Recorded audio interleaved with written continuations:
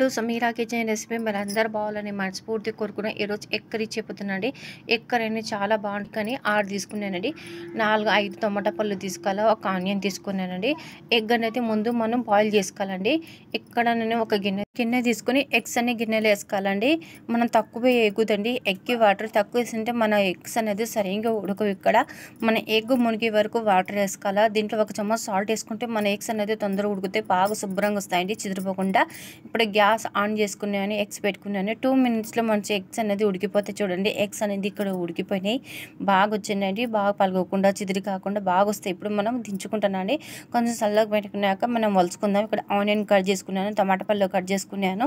ఇది మెత్తగా మనం పేస్ట్ పట్టుకోవాలండి. ఇక్కడ జార్ తీసుకున్నానండి. ఒకటి ఆనియన్ టమాటా పళ్ళు అన్నీ ఒకటిసారి వేసుకోవచ్చు అండి. దీంట్లో కొద్దిగా మనం కొత్తిమీర కూడా వేసుకోవచ్చు. నేనైతే కొత్తిమీర వేసుకుంటున్నాను.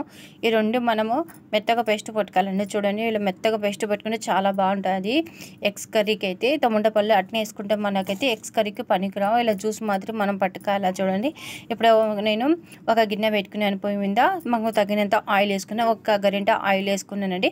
కొద్దిగా మనం కరివేపాకు వేసుకోవాలి. ముందు కరివేపాకు వేసుకుని కొంచెం ఫ్రై చేసుకోవాలండి. అల్లం పేస్ట్ ఒక చెంచా వేసుకుంటున్నాను. చిటికెడు పసుపు యాడ్ చేసుకోవాలా. ఇక్కడ తగినంత కారం పొడి వేసుకుంటానండి. ఒక చెంచా కారం పొడి వేసుకున్నాను. తగినంత సాల్ట్ వేసుకోవాలండి.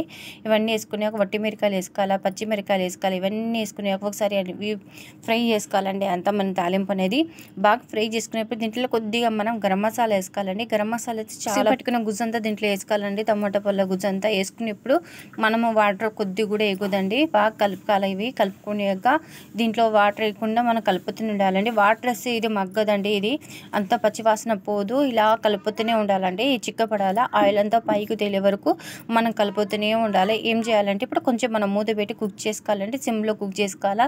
చూడండి, దీంట్లో వాటర్ కూడా చాలా చిక్కగా బాగా అయిపోయింది. ఆయిల్ కూడా పైకి తేలుతుంది. ఒకసారి కలుపుకున్నాక చింతపండు రసం వేసుకుంటున్నాను అండి. కొద్దిగా లైట్గా వేసుకోవాలి. మనం వేసుకునేప్పుడు మళ్ళీ ఒకసారి కలుపుకోవాలండి. బాగా కలుపుకున్నాక మనకు ఎంత చిక్కగా కావాలంటే అంత చిక్కగా మనం పెట్టుకోవచ్చండి. దీంట్లోనే ఎగ్స్ అన్ని దీంట్లోనే వేసుకుంటున్నాను అండి. ఎగ్స్ స్కిమ్ అంతా తీసేసినాను. ఇక్కడ కొద్దిగా కొత్తిమీర, కరివేపాకు ఇవన్నీ వేసుకోవాలండి. వేసుకున్నాక కొద్దిగా మనం లైట్గా ఒకసారి కలుపుకోవాలండి.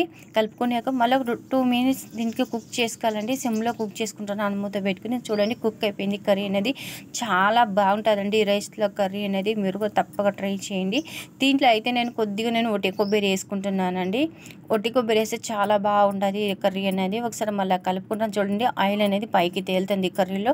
చాలా నిజంగానే ఒక వారమైన నిలువ ఉంటుంది కర్రీ అనేది. కర్రీ అయిపోయింది, ఇప్పుడు తీసుకుంటున్నాను. చాలా బాగుంటుందండి రైస్లో కానీ. ఇది మన పిల్లలకు బాగా నచ్చుతుంది. మీరు కూడా ట్రై చేసినాక కామెంట్లో చెప్పండి. మా వీడియో మీకు నచ్చినదైతే లైక్ చేయండి, షేర్ చేయండి, సబ్స్క్రైబ్ చేయండి.